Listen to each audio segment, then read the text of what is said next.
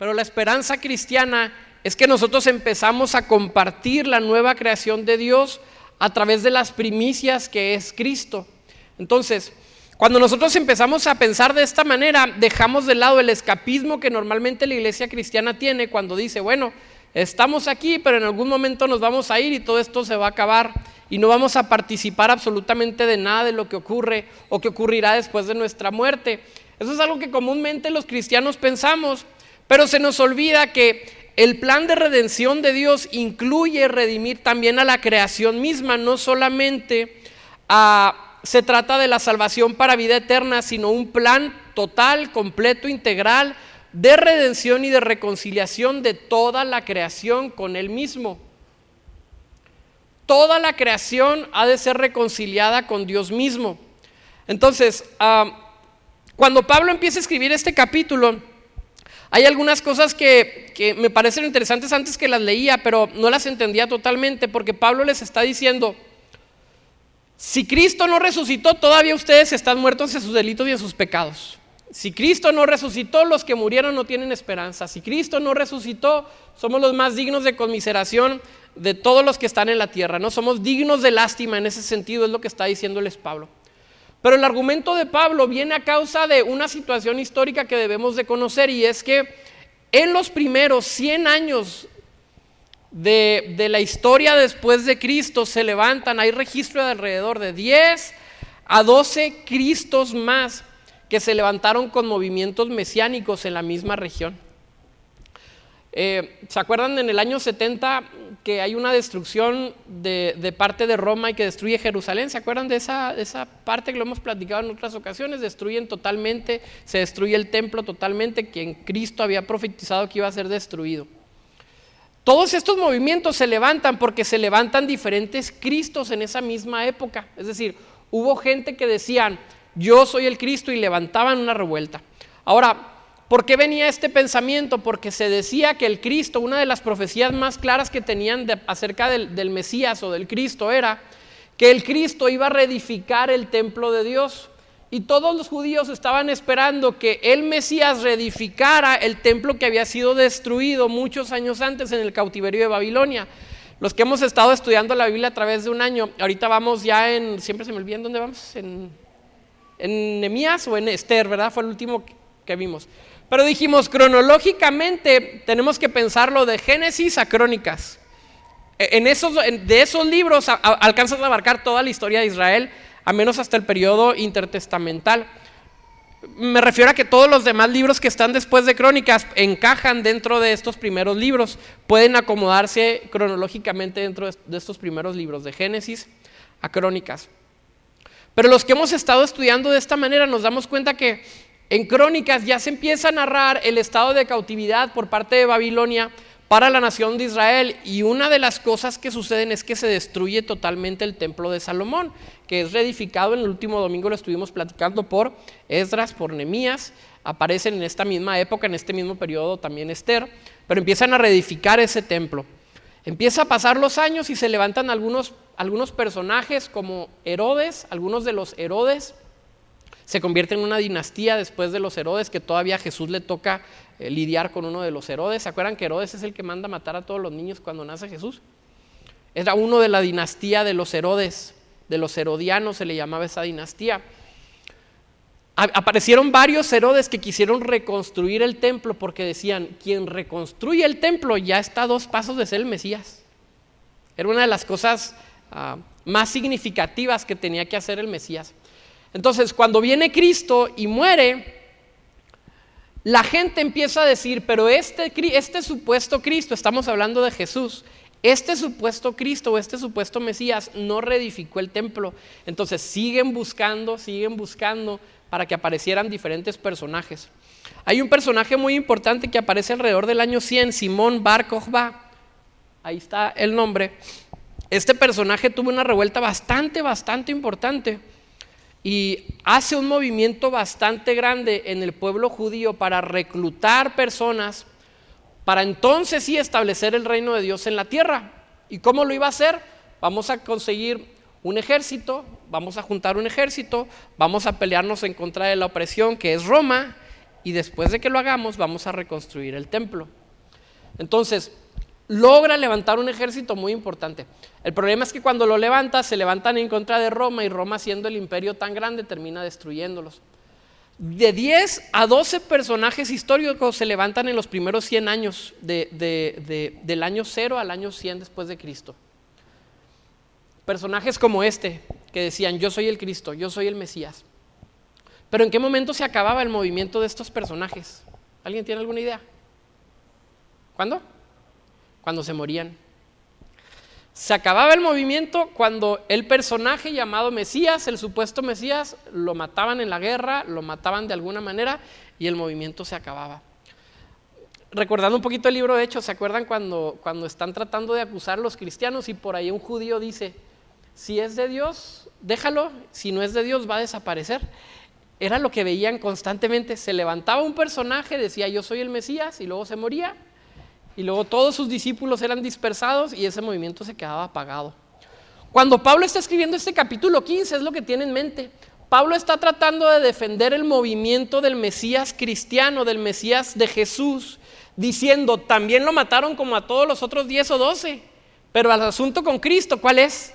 La diferencia de Jesús con todos los otros es que Cristo resucitó. Es decir, tenemos evidencia de que Jesús no era un personaje como todos los demás personajes, sino que Jesús demostró que era el Mesías, no por los hechos o los actos que hubiera hecho, no porque hubiera reconstruido el templo de manera literal, porque sabemos que lo hace de manera espiritual, constituye a la iglesia como el templo de Dios, pero más bien la resurrección es la que da validez al ministerio de Cristo. Inclusive, hay registros históricos de personajes sanadores itinerantes en los tiempos de Cristo. Personas que se dedicaban a sanar enfermos en los tiempos de Jesús. Ni los milagros validaban el ministerio de Cristo como lo hizo la resurrección. Fue el único de los Mesías que resucita en ese sentido. Entonces, todo el argumento de Pablo en el capítulo 15 es ese. Hay muchos movimientos, pero hay uno solo que resucitó. Y si verdaderamente resucitó, dice él, lo que predicó, lo que dijo, su naturaleza, sus actos, entonces están respaldados por el Espíritu de Dios. Y luego Pablo empieza a extender esa misma analogía y empieza a decir: y nosotros mismos vamos a ser participantes de la misma resurrección. Hay una palabra que debemos de entender de manera correcta, que es la palabra anástasi, que es la palabra resurrección. Porque la palabra resurrección no la debemos de entender como la entendemos nosotros hoy en nuestros días. Esta palabra anástasi griega, ahorita nosotros podríamos decir que una persona resucita cuando, les voy a decir un spoiler de una película, pero ya es viejita, no es mi culpa. Bueno, del año pasado, la película de Superman contra Batman, ¿se acuerdan? ¿La vieron? Matan a... ¿Sí la vieron o no la vieron? Se los voy a decir algún spoiler, ¿no? Bueno, ¿la van a ver? ¿Los que no? No, bueno. Matan a Superman, se muere Superman, ¿verdad? ¿Estamos de acuerdo? Y luego pasa que está Superman ahí. ¿No la habías visto? ¿Sí la habías visto, Jorge? Así como que te dolió eso. Matan a Superman. ¡Oh! Está muerto y al final de la película se ve que está ahí en un ataúd, ¿se acuerdan? Y luego se va a acabar la película y como un microsegundo antes de que se acabe, se ve que arriba del ataúd hay unas piedritas y los empiezan a mover las piedritas. Entonces ya, no se murió totalmente. No está muerto Superman. A veces entendemos la resurrección bajo estos mismos parámetros, ¿no? Nuestro concepto de resurrección es que se muere una persona y que al poco tiempo va a resucitar, pero con las mismas características que tenía anteriormente, como una continuación de la vida que ya estuvo llevando. Aunque todo esto es aplicable a Cristo, la palabra anástasi tiene una profundidad todavía mayor. La palabra griega para resurrección significa alguien que murió, estuvo muerto durante algún tiempo y se levanta con una nueva vida gloriosa. Es muy diferente. Un teólogo anglicano lo explica de esta manera: la resurrección en el sentido del contexto en el que Pablo está escribiendo significa la vida después de la vida, después de la muerte. Es decir, una persona que muere y luego en su muerte tiene algún tipo de vida y luego después vuelve a la vida. ¿Tiene sentido? Esa es la esperanza a la que Pablo nos está tratando de decir. Te vas a morir, sí, y hay una vida después de la muerte, sí, pero después de esa vida después de la muerte, Dios tiene una vida después. Por eso cuando Jesús habla con las personas que están a un lado de él, ¿se acuerdan que en la cruz y le dice, a uno de ellos le dice, de cierto te digo que hoy estarás conmigo en el paraíso? Lo que está tratando de decirle Jesús es, vas a estar conmigo en el paraíso, pero el paraíso es un lugar temporal. Es un lugar temporal donde vas a estar. ¿Hasta cuándo? Hasta que una nueva creación se manifieste totalmente y podamos entonces estar en esa nueva creación. Eso es algo que la iglesia cristiana no entiende totalmente. Y estamos predicando y estamos enseñando, y la Biblia es muy clara. Una nueva creación, cielos nuevos, tierra nueva, un cuerpo glorificado. Jesús mismo se presenta y nosotros seguimos pensando, cuando muramos, ahí vamos. Había un capítulo de una caricatura que no les voy a mencionar, pero se muere el tipo y está en el cielo y está acostado en una nube. Y está con un controlito, nada más la ajusta para arriba, para abajo, y está ahí. A veces nos imaginamos que el cielo va a ser así. Vamos a morir y estamos destinados a irnos al cielo y estar todavía en el cielo eternamente. Eso no es lo que el cristianismo enseña. Vamos a morir, vamos a ir al cielo por un periodo específico de tiempo hasta que toda la creación sea puesta en orden de nuevo. Hasta que de nuevo volvamos a estar en la tierra. Hasta que de nuevo volvamos a disfrutar de la creación bajo los conceptos originales que Dios quería que funcionara la creación antes de la caída. Podemos equiparar ese tiempo con el tiempo en que estuvo Adán y Eva en esta tierra. Otra vez, en ese mismo proceso de creación y cielo, donde el cielo y la creación se traslapan. Donde las cosas celestiales y terrenales están cercanas. Por eso Jesús decía, así hablaba del reino Jesús, el reino de los cielos está a la mano.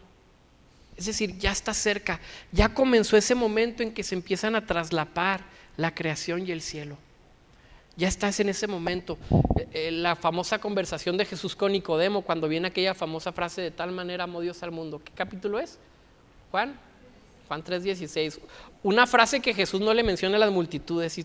Si te fijas ahí, es una frase que Jesús le menciona de noche, a escondidas y en secreto, a uno de los principales de la ley.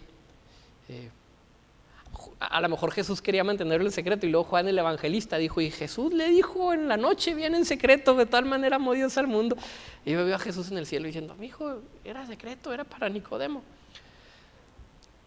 Pero está teniendo una conversación con Nicodemo y Jesús le dice, nadie descendió del cielo, lo hemos platicado, nadie subió al cielo, sino el que descendió del cielo, el Hijo de Dios, el Hijo del hombre que está en el cielo. Jesús le dice, estoy en un lugar celestial. Pablo lo dice de otra manera, dice, estamos sentados con Cristo en lugares celestiales. Toda la intención de Cristo es poder unir lo que está en el cielo con la tierra. Esa es la intención original de Jesús. Rescatar, reconciliar, volver a poner en orden la creación que estaba en desorden. Entonces, cuando hablemos de nuestra esperanza, no pensemos únicamente, mi esperanza es irme al cielo. Mi esperanza es irme al cielo para después empezar a gozar una vida después de la muerte, que es la vida en la nueva creación, donde, ojo, ya no vamos a estar únicamente con nuestros espíritus, sino con un cuerpo glorificado. A eso se refería la resurrección. Vida después de la vida que está después de la muerte. Un cuerpo glorificado. Y eso es lo que Cristo viene a mostrarnos a través de su propio cuerpo. Entonces, debemos de quitarnos estas preconcepciones que tenemos cuando nos acercamos al tema de la resurrección. Es una vida en un nuevo cuerpo después de un periodo de muerte. Eso significa de manera literal la palabra anástasis, y así lo dicen varios historiadores y varios comentaristas bíblicos. Los fariseos, por su parte, creían también en la resurrección de los muertos. ¿Por qué? Porque la teología de los fariseos decía que Dios iba a poner en orden otra vez toda la creación. Dios iba a restaurar otra vez toda la creación a su estado original. Por eso ellos decían, en algún punto va a tener que resucitar a todas las personas muertas. Y aquí entra ese famoso dilema que yo escuchaba desde chiquito, últimamente ya no, porque cada vez entramos en menos detalles, pero no vayas a creer, cuando una persona fallecía decía, no la vayas a cremar, Todavía hay algunas denominaciones o religiones que no prohíben la cremación. Dios es poderoso para traer de un lado a las personas, eso está claro. Hay una historia creo que era Atanasio, que se le acerca a una persona, uno de los padres de la iglesia, y le pregunta. A veces hay gente con mucho tiempo, pero estaba pensando, si un caníbal se come a un cristiano, el cuerpo del cristiano se hace uno con el cuerpo del caníbal, ¿estamos de acuerdo? Y luego dice, después el caníbal se convierte a Cristo, y después se mueren los dos, decía él, ¿cuál de los dos cuerpos va a resucitar en un cuerpo glorificado? Decía, o va a ser un solo cuerpo y la mitad del cristiano primero y la segunda del caníbal. Ese tipo de preguntas es real, es una historia real de este personaje, y la respuesta es que no le dio respuesta. Le dijo, no estés preguntando cosas inútiles, así le dijo, y continúa, ¿no? Pero lo mismo me acuerdo de los escolásticos cuando se hacían la pregunta en el movimiento de Tomás de Aquino, por ahí del siglo XIII. El movimiento de los escolásticos llegaban a hacer preguntas tan absurdas, y hay una muy famosa que dice, ¿cuántos ángeles caben en la cabeza de un alfiler? Ahí se las dejo, la semana que entra me dicen cuál fue la respuesta, ¿Cuántos ángeles caben en la cabeza de un alfiler? Bueno, a veces tenemos mucho tiempo, pero aquí entra esta parte específicamente cuando viene el tema de la resurrección. Dios es capaz de levantar de todos lados a los cuerpos, y de hecho nuestro cuerpo cambia, nuestras moléculas cambian cada cierto tiempo, de 7 a 10 años aproximadamente. Nosotros no somos los mismos. Todas nuestras moléculas, todos nuestros átomos fueron cambiados totalmente, ¿no? De ahí una famosa frase de Heráclito que decía que no nos podemos bañar en el mismo río 2 veces porque todo está fluyendo. Así de la misma manera nuestro cuerpo también nuestro cabello empieza a soltar moléculas muertas. Entonces no podemos ser sumamente específicos cuando si Dios puede o no puede levantar del polvo a personas que están muertas. El punto es que los fariseos creían en esto. En algún momento Dios va a levantar a todos los que están muertos, porque se esperaban ellos mismos una nueva creación también. Entonces, cuando hablamos de la muerte y resurrección de Cristo, no debemos de pensarlo de esta manera. Voy a poner una ilustración, pero Aarón e Isla pueden pasar tantito, a ponerse aquí enfrente, aquí arriba por el micro. Para entender la resurrección de Cristo de manera real, vamos a pensar que, háganse para acá, tú y tú, Aarón, más para allá. Vamos a pensar que, lo siento, pero ustedes van a ser la muerte. Tú eres la muerte, tú eres el comienzo de la muerte. Con la cosita esa. Pensamos en la resurrección como que Jesús muere y entra al punto de la muerte, se queda en un estado de muerte, y entonces resucitó. Entonces pensamos, se regresó a la vida, ¿verdad? Eso es lo que nuestro concepto de resurrección significa. Realmente Cristo lo que hace es atravesar la muerte, no regresarse de un túnel de muerte. Lo que hace Jesús es que entra a la muerte, y su resurrección significa que sale por el otro lado con un nuevo cuerpo, atraviesa y vence la muerte. Entonces, el punto de Jesús no es solamente una resurrección donde regresas al estado, sino que la atraviesa y vence a la muerte en última instancia, y queda vencido todo este espacio de muerte, para que entonces aparecer del otro lado como una nueva creación totalmente. Y Jesús entonces se presenta a sus discípulos, dice en el libro de Hechos que se presenta con características de su cuerpo anterior, pero con características de un cuerpo nuevo, ¿se acuerdan? Jesús se presenta y no lo reconocían. Pero mi pasaje favorito lo relata Juan, cuando dice que les habla desde la orilla y les dice a Juan y a Pedro, vénganse, acá estoy, y están aquellos ya pescando. Luego, habían pasado 3 días y estos ya se les había olvidado todo lo que tenían que hacer. Ya estaban pescando otra vez. Estaban pescando y Jesús se los topa desde la orilla y les dice, acá estoy. Y dice uno de ellos, es nuestro Señor Jesús. Y dice que se quitan se visten. Dice, léanlo, dice, se ciñeron sus vestiduras y luego se avientan al agua. Y yo digo, andan todos nerviosos, era quitársela y meterse al agua. Pero dice Juan, se pusieron las vestiduras y luego se aventaron al agua para empezar a nadar. Y llegan a la orilla y dice que Jesús está preparando unos pescaditos asados al carbón. Eso dice la Biblia, es mi pasaje favorito. Nos habla del corazón de Cristo, un corazón tan humano, tan humano. Jesús no lo reconocieron de manera inmediata, pero come con ellos. Luego un poco más adelante, cuando empiezan a contar la historia de la resurrección de Cristo, hay algunos discípulos que no creen, ¿se acuerdan? Y aparece el famoso Tomás, que no creía, no estoy seguro. Y tiene a Jesús enfrente de él y le dice, toca. Y mete su mano en un costado y logra tocar las heridas de Cristo. Jesús compartía, hermanos, características de su cuerpo anterior y características de una nueva creación. Promesa para nosotros. Nuestra vida, como lo dice, explica C.S. Lewis, la vida en la nueva creación, decía C.S. Lewis, va a ser muy parecida a esta, nomás que mejor. Vas a ser tú mismo, pero lo que tú eres ahorita es una sombra de lo que vas a hacer en aquel momento. Lo que tú eres ahorita es una sombra de lo que serás con un cuerpo glorificado. Cuando ese momento se manifieste y entonces estemos nosotros en nuestra realidad de la forma en que Dios quería que nosotros estuviéramos viviendo. Esa es la esperanza del cristiano. Entonces sí, eternamente en la nueva creación, en el paraíso, en el cielo, un momento. Inclusive la palabra cuando Jesús les dice, en la casa de mi Padre muchas moradas hay. Yo de chiquito pensaba que todas las casas iban a ser moradas. Cuando Jesús está diciendo, en la casa de mi Padre muchas moradas hay, otra vez la palabra que está utilizando para moradas es una palabra transitoria, es una palabra de un descanso transitorio. Cuando yo llego en un momento de descanso, en un momento en tomar nuevas fuerzas, en un momento de descansar de lo que estoy haciendo, pero no es un lugar de una estancia eterna.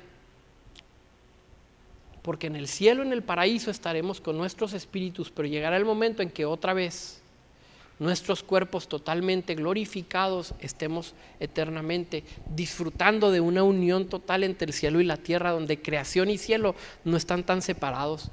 Por eso me gusta mucho lo que dice N.T. Wright, y dice, a veces creemos que los ángeles están más cerca del trono de Dios que nosotros mismos. Dice él, eso es malentender lo que Cristo hizo. Cristo lo que hizo fue acercar tanto el reino de Dios y el cielo que nosotros estamos a muy poca distancia del reino de Dios, a muy poca distancia del trono de Dios de manera real, aunque espiritual, no de manera material, pero sí de manera real. Y dice él, a veces pensamos que los ángeles están a 3 pasos y nosotros estamos a 84,000 millones de kilómetros, porque todavía tenemos este pensamiento donde el cielo está arriba y la tierra está abajo, y Jesús viene a decir, el cielo está aquí, el reino de Dios está entre vosotros. Va a llegar el momento en que van a escuchar, dijo Jesús, se los advierte, van a escuchar, el reino de Dios está aquí, el reino de Dios está allá, y Jesús les dice, el reino de Dios está entre ustedes, aquí y ahora. Primicias de los que duermen. Cristo es resucitado como una primicia de la nueva creación.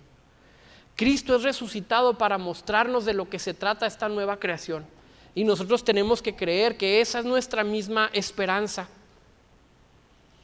Podemos decir entonces que Cristo es un prototipo de lo que está por venir. El cuerpo glorificado de Jesús, que por cierto se aparece y desaparece.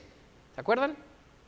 En el libro de los Hechos nos narra que estaban ahí comiendo y se aparecía en medio y luego les enseñaba, porque pasa muchos días enseñándoles acerca del reino de Dios, y luego de repente ya no estaba con ellos. Cualidades de una nueva creación que nosotros tenemos que empezar a echar ojo. Mira, ahí está la manifestación de lo que está por venir, cuando por fin Dios ponga en orden toda la creación que fue corrompida a causa del pecado del hombre. Vamos a ir a Efesios capítulo 1, verso 9.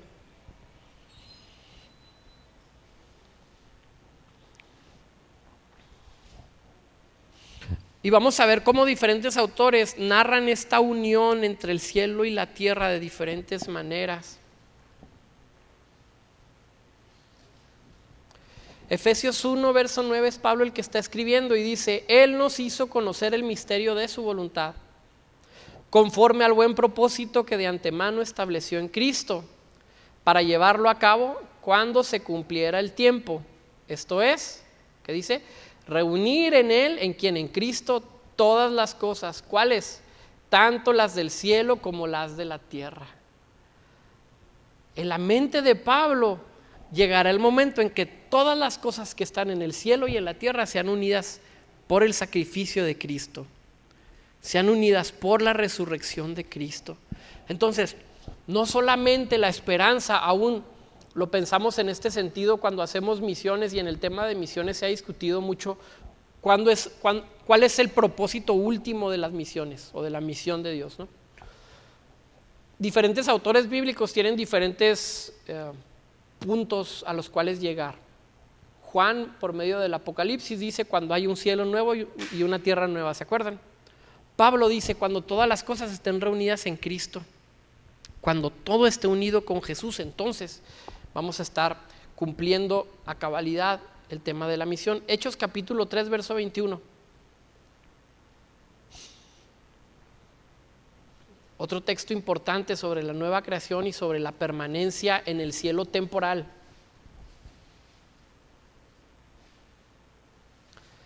Hechos 3:21.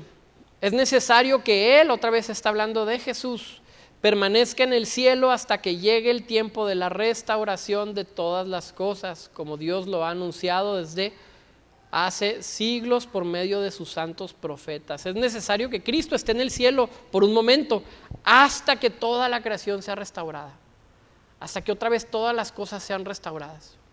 Hay un pasaje más cuando Jesús está orando, que es Juan capítulo 17, si no me equivoco, cuando Jesús ora por sus discípulos, ¿es correcto? Y Jesús les dice: la misma gloria que tú me diste yo se las he dado para que sean uno en ellos, y luego dice: para que ellos sean uno conmigo, como tú y yo, Padre, somos uno.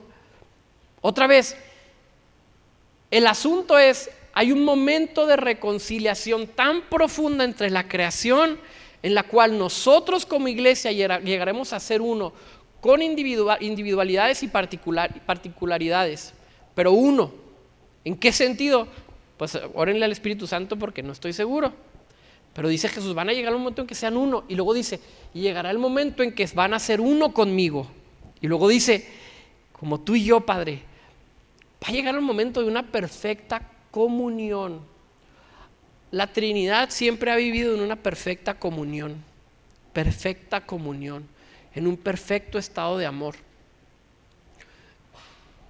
El anhelo de Dios es llevarnos a nosotros mismos a entrar en esa misma dinámica, a la misma dinámica de una perfecta comunión con Dios, una perfecta comunidad de amor, un perfecto estado de unidad y de reconciliación entre todas las cosas. Eso es lo que Cristo está haciendo por medio de la resurrección.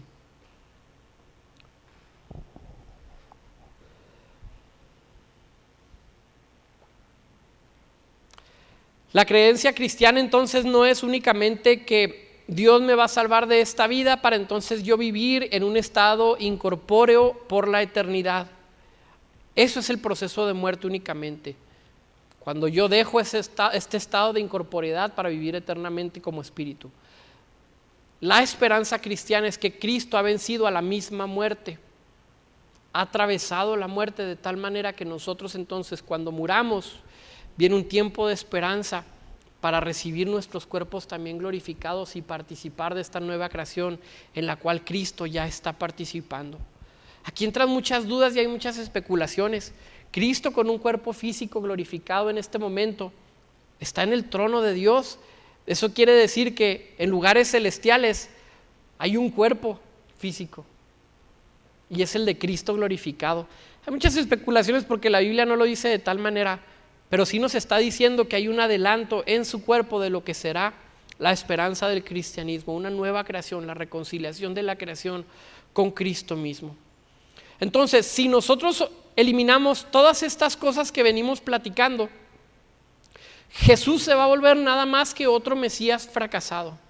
Si nosotros eliminamos el tema de la resurrección de Cristo, vamos a pensar, fue una persona, fue un hombre que trató de hacer una revolución, pero que fracasó en sus intentos. Tanto fracasó que a los 3 días ya estaban estos pescando otra vez. El movimiento se apagó inmediatamente. Hay hombres que logran levantar movimientos. Juan Hus, uno de los pre-reformadores por ahí del siglo XV, unos 100 años antes de Lutero vive.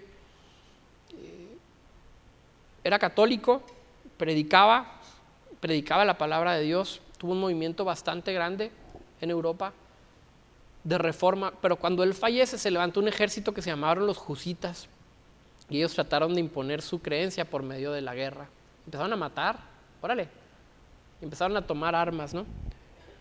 Jesús hasta en esto fracasa, porque cuando quiso suceder algo así, ¿se acuerdan en Getsemaní que vienen a matarlo? Y por ahí Pedro agarra la espada y le mocha la oreja a uno. Y Jesús le dice, no se trata de esto. Este movimiento no se va a desarrollar de la misma manera que se desarrollan los otros reinos. Ya Jesús les había hablado, los reinos de este mundo se enseñorean de las naciones por medio de la fuerza. Y Jesús dijo, pero el que quiera ser más grande entre ustedes tiene que servir. El reino de los cielos se extiende por medio del servicio, no por medio de las armas. Entonces, hasta en este sentido, Cristo aparentemente es un fracaso porque no logra levantar seguidores que se levanten en armas para continuar su propio movimiento. ¿Puede una mente racional creer todo esto que estamos diciendo? Y esa es la pregunta con la cual se estaba topando Pablo.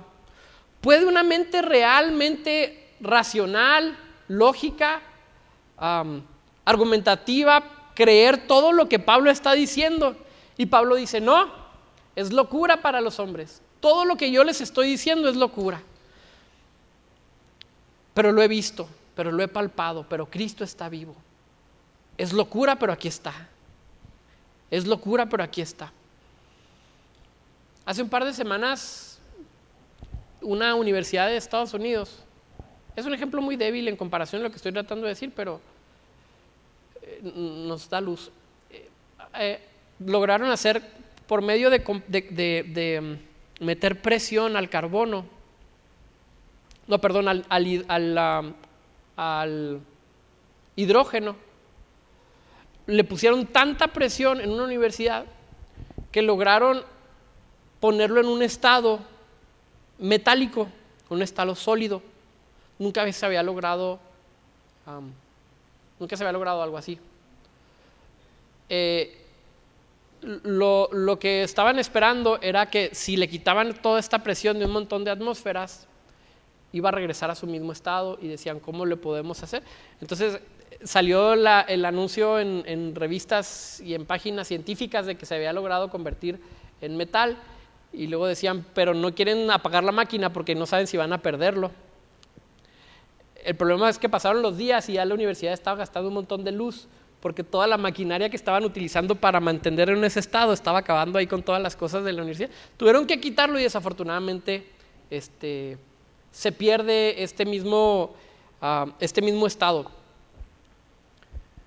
Pero la prueba fue que lograron tomar una foto. Entonces hay una foto ahí, si usted la busca en internet, fue hace un par de semanas, todavía está la foto ahí. Pablo lo que está tratando de decir es, todo esto está muy loco.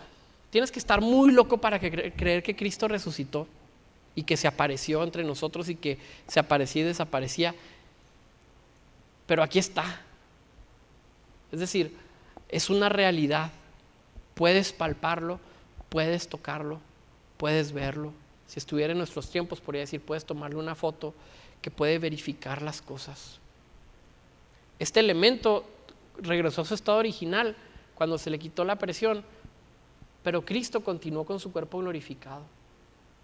Cristo hasta la fecha continúa siendo una esperanza para el cristiano de que en algún momento nuestra propia vida será restaurada al estado original que Dios quiere que esté.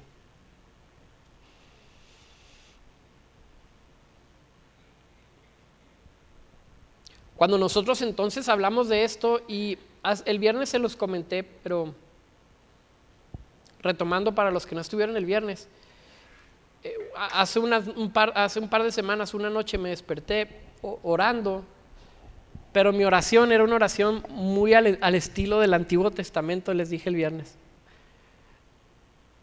Y cuando estaba orando me di cuenta de mi oración y era mi oración: rescátanos, líbranos, ayúdanos de esta cautividad, de esta opresión, de esta situación.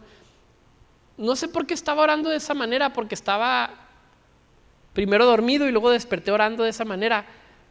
Y se me vino a la mente cuando la nación de Israel está en el cautiverio: libéranos del cautiverio, Señor, líbranos de la maldad, líbranos de nuestros opresores. Y cuando me di cuenta de mi oración, me enojé y empecé a decirle al Señor: ¿por qué tengo que orar como si estuviera en el Antiguo Testamento si Cristo ya vino? Otra vez, ¿por qué nuestras vidas a veces no parecen o no reflejan las promesas que la Biblia nos da? ¿Por qué si Cristo resucitó? Y esta es una pregunta que se hacían los primeros cristianos, y Pablo tiene que escribirle acerca de la fe de los que mueren y de los que duermen a los tesalonicenses. Decían: Cristo ya murió, Cristo resucitó, es una nueva creación. Pablo, pero nos siguen matando. Cristo ya venció a la muerte y toda potestad está puesta para él, toda potestad le ha sido dada en el cielo y en la tierra. Pablo, acaban de asesinar a mi esposa. Porque no veo la plenitud de esta manifestación. Y luego tenían manifestaciones a veces muy claras del reino de Dios, con una sanidad o con un milagro totalmente espectacular, y luego después pasaban por una situación de cárcel, pasaban por una situación de persecución. Y es esta situación en la que todos nos encontramos, en la cual estoy todavía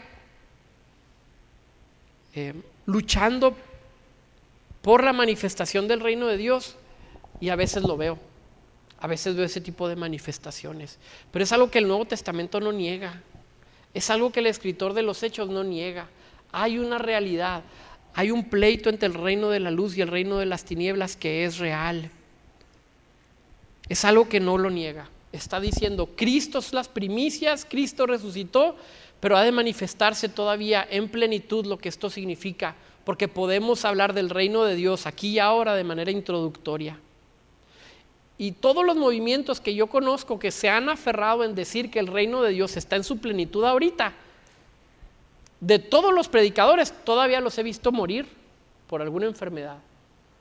Todavía los he visto en una situación en su ciudad de delincuencia, de maldad. Es decir, es claro que la maldad existe y que el reino de Dios está únicamente de manera introductoria, se está introduciendo al mundo. Pero ¿cómo podemos entonces nosotros ver el reino de Dios en esta tierra? ¿Cómo nosotros podemos empezar a percibir las cosas espirituales o del reino de Dios? ¿Cómo podemos empezar a ver esa unión entre el cielo y la tierra? Y creo que los movimientos pentecostales, yo pertenecí a un movimiento pentecostal, por lo menos cuando me convertí los primeros años era hiper ultra mega con pentecostal. Y fallamos en discernir las cosas espirituales y se las atribuimos a cosas que realmente no son. Pero hay que entender algo, hermanos: toda virtud es una manifestación del reino de Dios. Cuando nosotros hablamos de amor, debemos de entender que el amor es una manifestación del reino de Dios. ¿No les ha pasado que les toca ver algo de maldad, de verdadera, de real maldad en el mundo? Y dices: ¿esto realmente es Satanás? ¿Realmente esto es una manifestación del infierno? Hay un sentir en nuestro corazón que nos dice que eso no es solamente una obra de la casualidad o de la naturaleza, nos dice que hay maldad detrás. Todos nos hemos topado con momentos en los cuales decimos: eso es maldad pura, esa tortura es maldad pura, esa actitud es maldad pura. Y en otras ocasiones entendemos que el reino de Dios se manifiesta también a través de las virtudes. Por eso hay un escritor que dice, y no limitándolo a 4, pero dice que hay 4 cosas que nos muestran el reino de Dios en esta tierra. Número 1, la belleza. Y cada uno de estos puntos han sido discutidos desde miles de años atrás. ¿Qué significa lo bello? ¿Qué significa lo bueno. Desde los filósofos griegos están pensando qué significa todo esto. Inclusive dicen, debe de existir algún Dios. Si existe lo bueno, si existe lo bello, si existe lo justo, debe de existir lo que es perfectamente justo, porque nosotros decimos esto es más bello que esto, y tu parámetro de dónde viene. Esas son manifestaciones del reino de Dios aún hoy mismo. La belleza, cuando nosotros nos encontramos con belleza en el mundo, debemos de entender, es parte de la manifestación todavía previa del reino de Dios en este mundo. Todavía no en su totalidad, todavía no a cabalidad, pero es una manifestación. Cuando vemos actos de verdadera justicia, nosotros empezamos a entender, el reino de Dios está aquí, se está extendiendo, el reino de Dios se está manifestando. Cuando nosotros vemos comunidad, que por cierto, si entendemos la Trinidad todos de la misma manera, debemos de creer que la Trinidad es la primera manifestación de comunidad y es algo sumamente de Dios. La comunidad, perfecta unión, un espíritus en perfecta armonía, amor en perfecta armonía, servicio en perfecta armonía, entrega en perfecta armonía unos por otros. Toda manifestación real de comunidad es una manifestación del reino de Dios.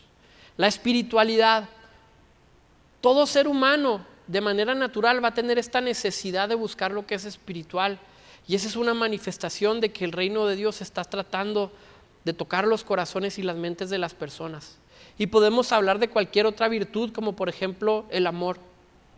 Entonces, estaba escuchando a algún predicador y decía, nosotros no extendemos el reino de Dios cuando hacemos justicia, cuando hacemos comunidad, cuando buscamos la bondad. Decía él, no necesariamente estamos extendiendo el reino de Dios, pero estamos hablando de su naturaleza al mundo. Estamos diciendo, la naturaleza del reino de Dios es así. La nueva creación, hermanos, va a tener plena belleza, plena justicia, plena comunidad, plena espiritualidad en el sentido de una búsqueda intensa de Dios y todas las virtudes que puedan existir.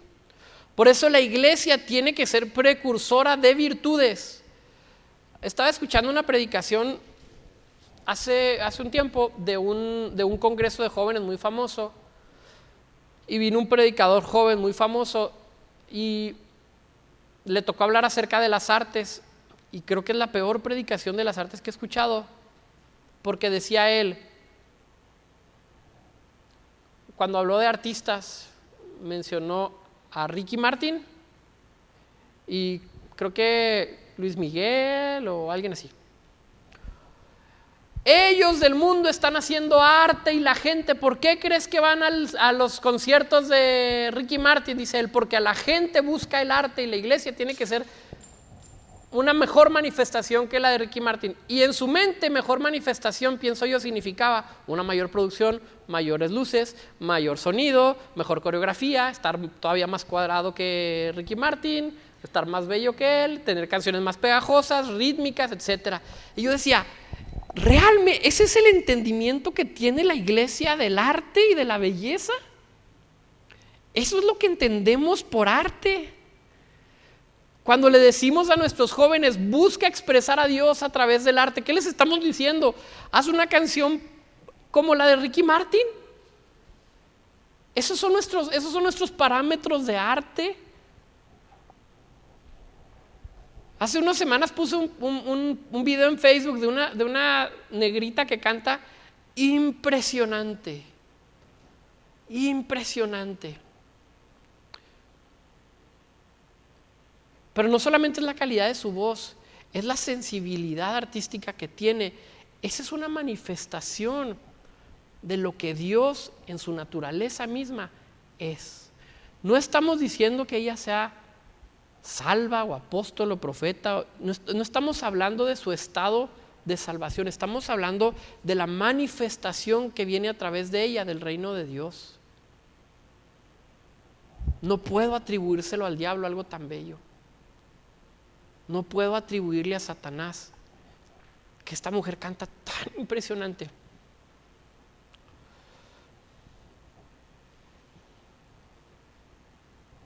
Lo mismo va a pasar con la justicia, y lo pensamos porque he visto personas, y tristemente no siempre es la iglesia, que están luchando por la justicia en el mundo. Estaba leyendo una frase de Karl Barth, un teólogo suizo del siglo pasado, muy liberal para los conservadores, muy conservador para los liberales. C.S. Lewis decía, si los liberales te consideran conservador y los conservadores liberales, has dado en el punto correcto, decía él. Bueno, para mí Karl Barth ha dado en el punto correcto. Y dice Karl Barth, inevitablemente Dios siempre se va a poner del lado de los oprimidos. Inevitablemente Dios siempre va a estar del lado de los oprimidos, y da sus argumentos. Bíblicamente nunca se habla de privilegio de los poderosos o de los ricos, pero se habla de que Dios recibe al manso, de que Dios recibe al humilde y que resiste al soberbio, que resiste al que oprime, que resiste al que hace injusticia. ¿Por qué? Porque dice aquel salmo también, el cetro de tu trono, oh Dios, es un cetro de justicia. La justicia es una manifestación del reino de Dios. Personas que luchan por la justicia nos hablan de una nueva creación. Comunidad y espiritualidad van a tener estas mismas características entonces. ¿Qué nos corresponde entonces a nosotros como iglesia? Vamos a ir a 1 Corintios 15 otra vez en el verso 58, y Pablo nos dice entonces, ¿qué debemos de hacer con todo esto, Pablo? ¿Ok?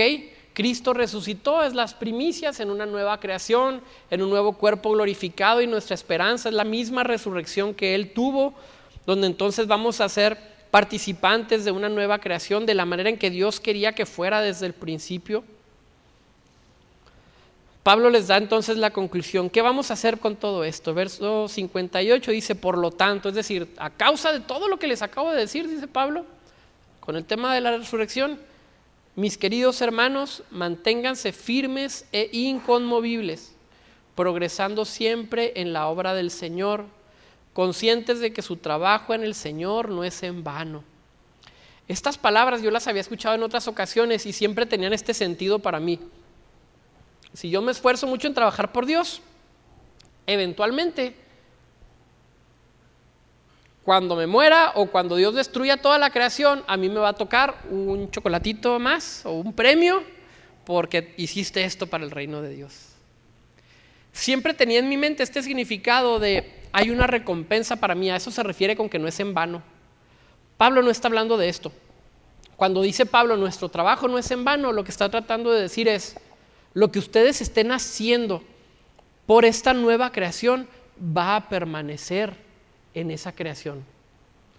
Si tú trabajas por justicia hoy, va a permanecer ese mismo cimiento que tú estás poniendo hoy, va a continuar para la nueva creación. Cuando dice en vano, está diciendo no se va a destruir todo lo que tú estés haciendo, sino que va a ser una aportación para lo que está por venir. Entonces Pablo les dice, manténganse firmes, progresando siempre en la obra del Señor, conscientes de que tu trabajo en el Señor no es en vano, porque viene el tiempo en que todo lo que estás haciendo sirva para la nueva creación. Llegará el momento en que esa nueva creación, de la misma manera que el cuerpo de Cristo mantiene cualidades de su primer cuerpo, pero ahora está glorificado, la misma creación va a ser igual. La misma tierra que vemos hoy va a ser de la misma manera, pero va a estar sin la corrupción del pecado, sin la maldad natural, sin los desastres, sin el calentamiento global, sin los terremotos que destruyen y matan a tanta gente. Cristo es el ejemplo de lo que va a pasar con la nueva creación, con los cielos y la tierra. Cristo compartiendo esas cualidades que todavía tenía, como los hoyos en sus manos, de la misma manera pero glorificado, esta nueva creación va a ser restaurada. Y Pablo les dice, sigan, manténganse, porque todo lo que tú hagas no va a ser en vano. Tú estás poniendo un ladrillo que te parece muy pequeño hoy, un ladrillo de amor, de servicio, de justicia. Estás luchando por la comunidad. No esperes que en algún momento todo eso se vaya al traste, porque de pronto ya se acabó el mundo, porque de pronto ya todos se murieron. Pablo está diciéndoles, en algún momento todo eso va a tener significado. En algún momento va a valer la pena todo eso. No te canses de seguir trabajando. en algún momento. No es en vano tu trabajo, no es en vano. No se trata de que vas a recibir recompensas, se trata de que estás aportando para la manifestación de esta nueva creación que ha de llegar cuando Cristo entonces decida regresar. Cuando Cristo entonces quiera manifestarse totalmente en su segunda venida. Entonces, la resurrección nos habla de cosas más profundas de las que nosotros normalmente pensamos. Y he estado insistiendo en este tema de la esperanza verdadera del cristiano para que no nos pensemos en un estado temporal de cielo. La resurrección significa una vida después de la vida que hay después de la muerte. Un estado donde todas las cosas son hechas nuevas, hasta que todas las cosas sean restauradas, dice Lucas en Hechos. Y Pablo dice, hasta que todas las cosas sean unidas en Cristo, hasta que todo sea uno con Jesús. Vamos a orar.